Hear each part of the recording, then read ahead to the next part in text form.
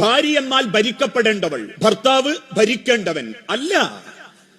നിന്നെ വാപ്പാന്ന് വിളിക്കുന്ന മക്കൾക്ക് വേണ്ടി പ്രാണന്റെ വേദന സഹിച്ച പെണ്ണ് നിന്റെ ജീവിതത്തിന് അടയാളമുണ്ടാക്കാനും അഡ്രസ് ഉണ്ടാക്കാനും ഒരു പ്രതീക്ഷയിൽ കൂടെ പോന്ന പെണ്ണാണ്.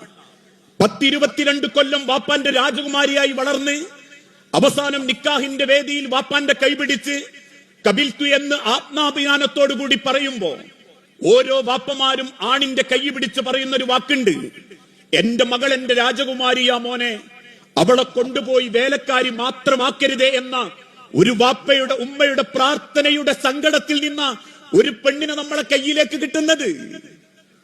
അതുകൊണ്ട് തന്നെ എന്നെ പോലെ അവൾക്ക് ആഗ്രഹങ്ങളുണ്ട്, സ്വപ്നങ്ങളുണ്ട്, അവളും ജീവിതത്തെ പറ്റി വലിയ സങ്കല്പങ്ങളുണ്ട്.